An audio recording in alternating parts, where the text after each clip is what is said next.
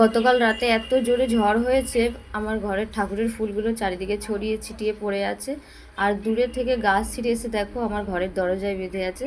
এখন আমি দরজাটা খুলে বাইরের পরিস্থিতিটা দেখব কেমন। দেখো উঠোন টুঠোনগুলোর কি অবস্থা করে দিয়েছে, সব মাটি ধুয়ে চলে গেছে। আর গাছের পাতা টাতা পড়ে ছড়িয়ে ছিটিয়ে কি বিড়িবিড়ি হয়েছে।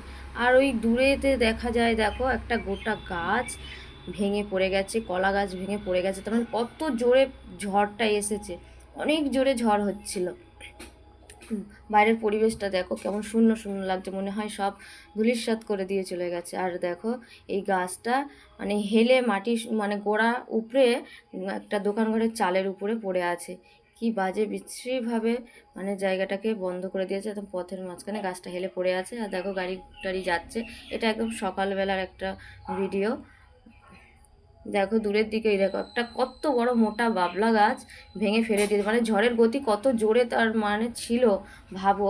কারেন্টের তারের উপরে পড়ে আছে, মানে ঝড়ের গতি অনেকটাই জোরে ছিল। তারপরে এত বড় একটা মোটা গাছ ভাঙতে পেরেছে, না হলে পারতো না।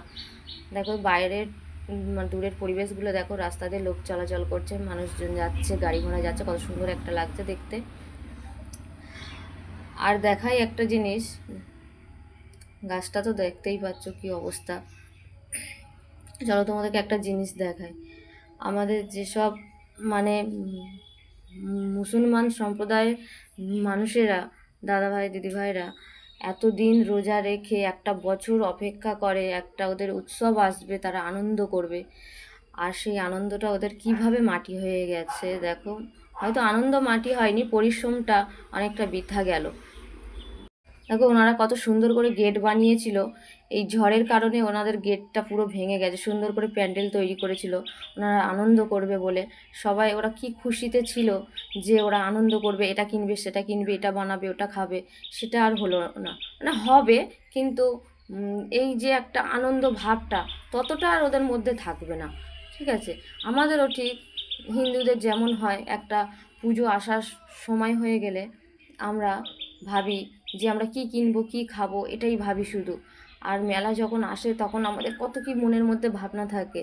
আর যেই মেলাটা হয়ে যায় তখন আমাদের মন্দির মাঠের দিকে আমরা তাকাতে পারি না, খুব কষ্ট হয় যে মেলাটা এলো, পুজোটা এলো, চলে গেল, কত কষ্ট হয়। ঠিক ওনাদেরও তেমন হয়। আর এখানে একটা কোকিল দেখো সুন্দর করে ডাক দিচ্ছে, আর আমি সেটাকে ক্যামেরাবন্দি করছি, ও ঠিক বুঝতে পারছে। আমাকে দেখতে পেয়ে হাতে মোবাইলটা উঁচু করেছি, তারপরে আর ও ডাক বন্ধ করে দিয়েছে, আর ডাকছে না। তাই আবার ওর সাথে সাথে আমি বলছি যে দেখি আমি একটু ডাক দিই, ও ডাকে কিনা আমি